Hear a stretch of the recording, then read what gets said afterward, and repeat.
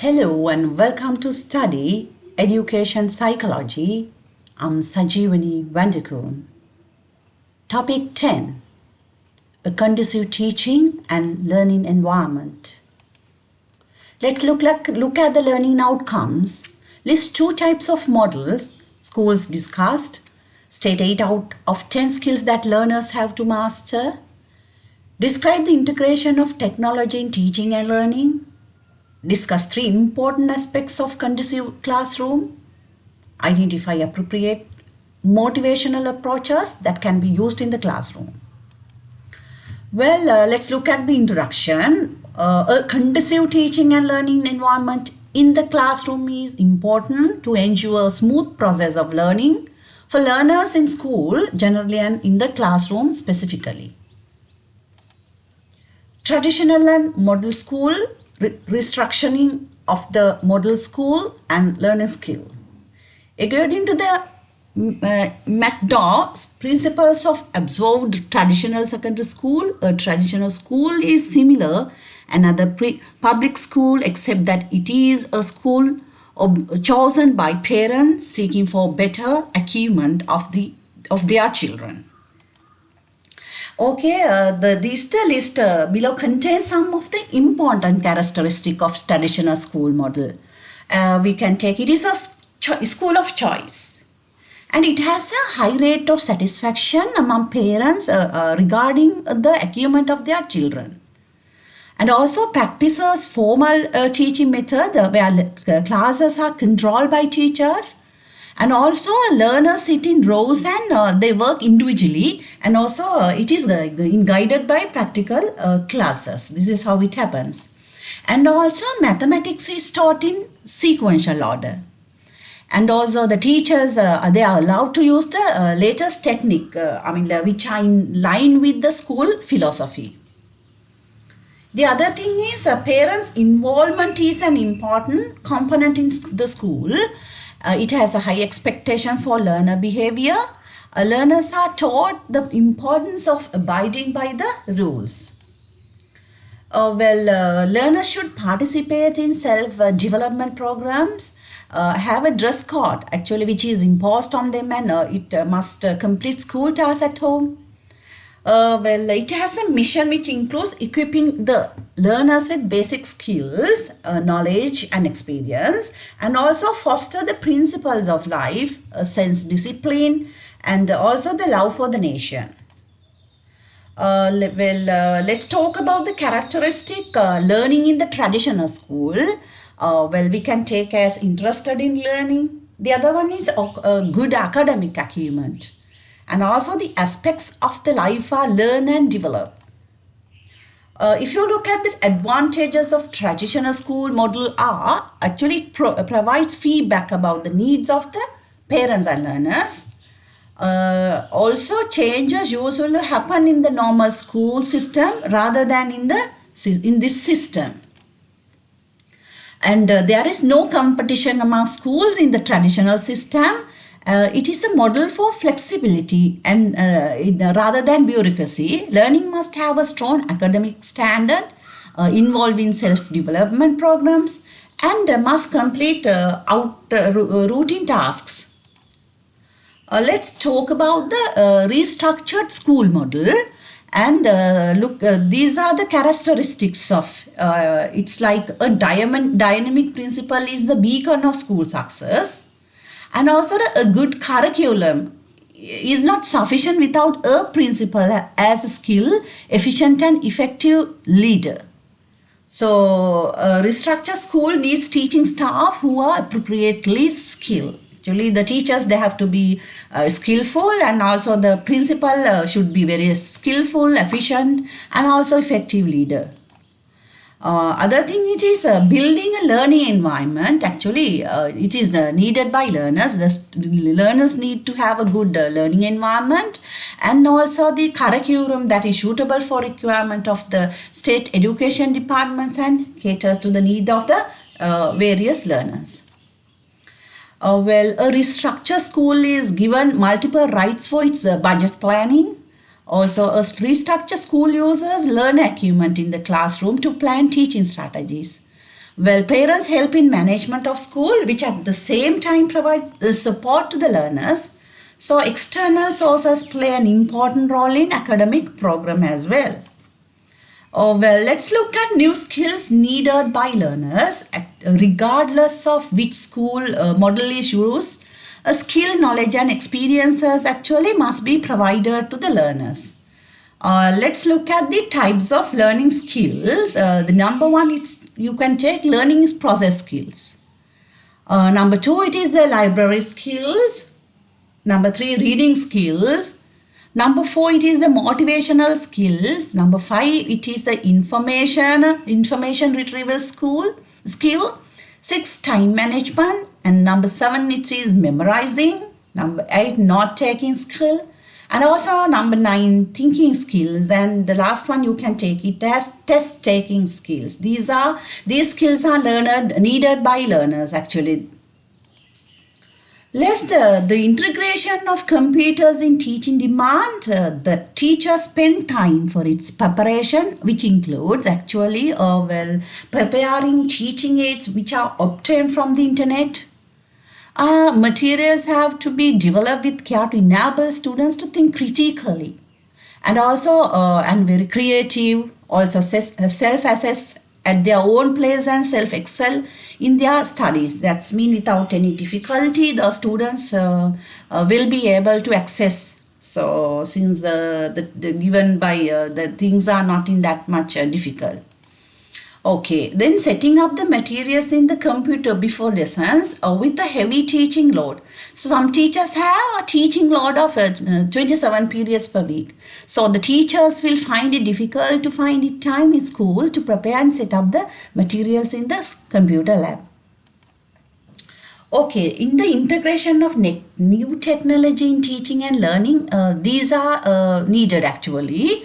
You can say we can take computer skills and the knowledge of using computer for teaching and learning, such as the use of word processing and also the integration of the processing in teaching and file management. These skills are necessary. And also skills in presentation and integration of multimedia, such as PowerPoint with features such as voice recording, video, graphics and sounds depending on the teacher's creativity. Actually, not all teaching materials are complete and ready for use. Let's talk about the advantages of integrating new technology in teaching and learning are.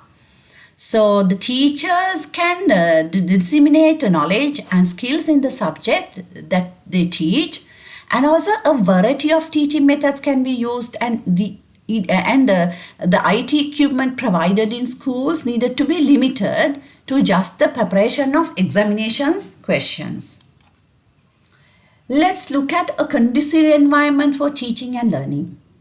Actually, a conducive classroom is very important in creating an effective process of teaching and learning. So as it is, the classroom environment actually must be monitored from time to time. Especially, according to the following aspects. Let's look at psychology. And the other one you can say interpersonal relationship, which is the communication, and also the physical. Let's look at the psychological aspect. And according to the Rahim and Rashid in 1999, the psychological aspect can be conceptualized based on the following elements. You can take the relationship, motivation, values, needs and expectations. Actually, it creates a positive social interaction. The other thing, it encourages active participation of learners. Also strengthen the friendship and work value in the classroom as well. Let's talk about the interpersonal relationship, that is a communication. Actually, there's a second factor in creating a conducive classroom is the interpersonal relationship.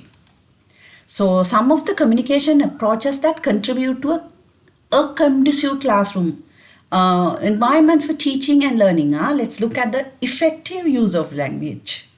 The language, it has to be so effective.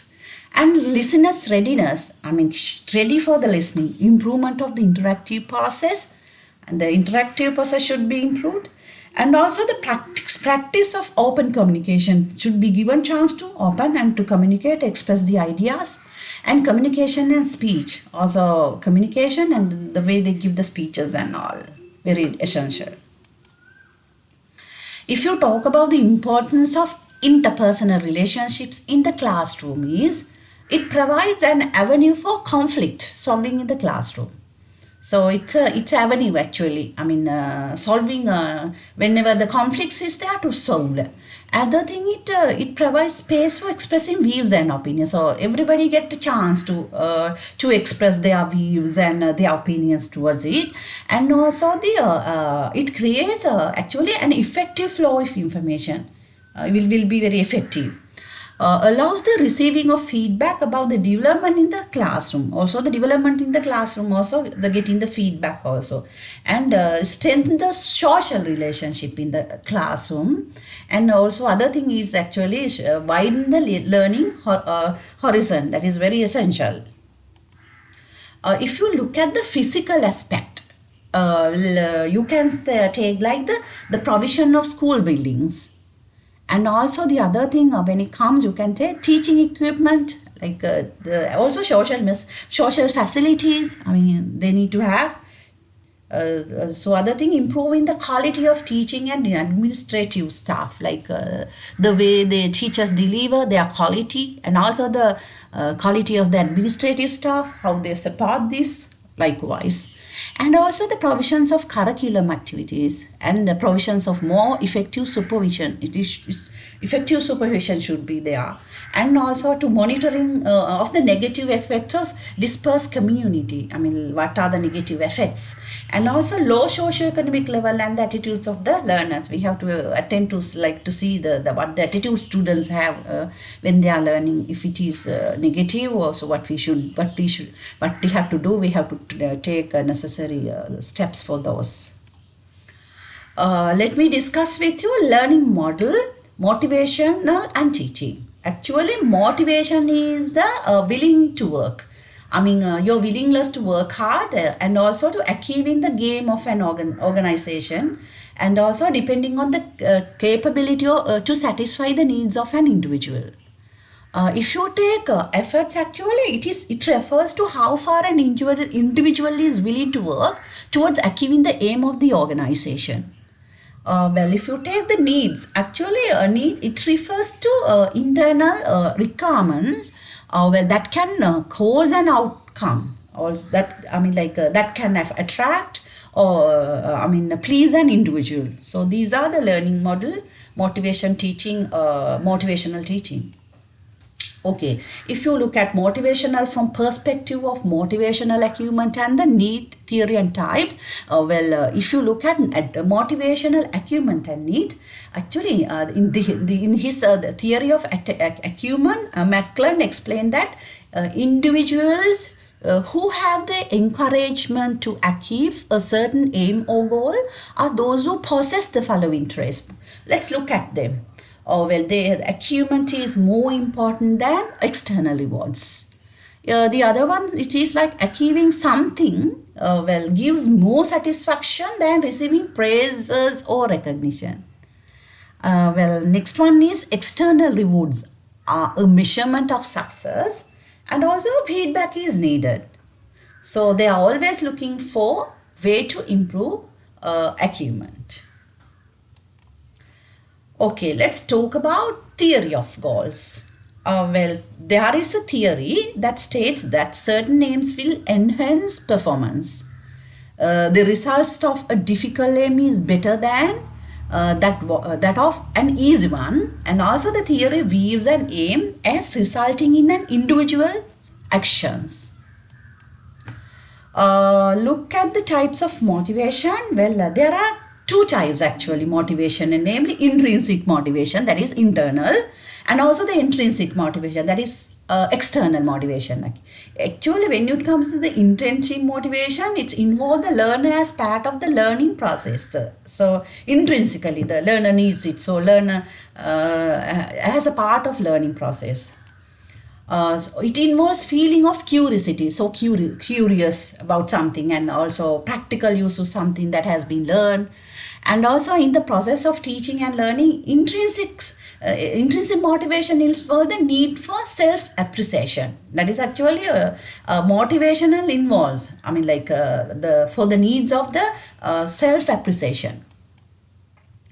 If you take the extrinsic motivation, involves clear and obvious rewards such as marks. Well, other thing is the grade, grades, peaks, appreciations, praise, and competition, which are given for good achievement. Well, attributory theory. Let's look at the attributory theory. Actually, it combines the theory of cognition and self-efficacy. That state the learner's self-perception very much influences. So their direction towards success or failure as a result of their efforts. That's mean, success. Their direction towards success or failure. It depends as a result of their effort. More than the effort, like if they are working, if they taking an effort for that, they will be succeeded. I mean, if they are not putting effort for that thing, of course there will be a failure. Actually, there are three factors that contribute the success or failure of an individual. Well, let's look at that is self, internal or external. Other thing is mental stability, stable or unstable. And next one you can take, it's a controllable or uncontrollable. So these are the three factors, which contribute to the success. It can be for the success or maybe for the failure for an individual. Let's look at principles of motivation and application of motivation in teaching and learning. Actually, using the environment as the focus in order to attract learners' attention towards what it is to be learned. The use of incentives in order to encourage learning. Intrinsic motivation is more lasting and it involves self-direction as opposed to extrinsic motivation. The learning process is more effective when the individual is ready. In other words, when he or she has the desire to know something, like when the student is so desire and is want to know something, so that also. And also motivation increased through the way the learning material are organized. That also will affect, like according to the materials that they have organized. So if it is attractive and manner they can approach it, definitely the motivation is increased through the way that the learning materials are organized. If you look at the application of motivation in teaching and learning, actually you can take relate class activities to the learner's interest. The activities what we are planning actually should be relate to the classroom activities, to the learner's interest. And another thing is the participation and also desire to know. They should have the desire, they should interest in, they have the to know it, and also the reinforcement, like how you reinforce a child, and also experience of achievement, other thing is making learning an enjoyable task actually. Through practical, through some good activities, you can make learning actually and enjoyable. Ultimately they have learned something through that activity. Other thing, it will be the level of aspiration.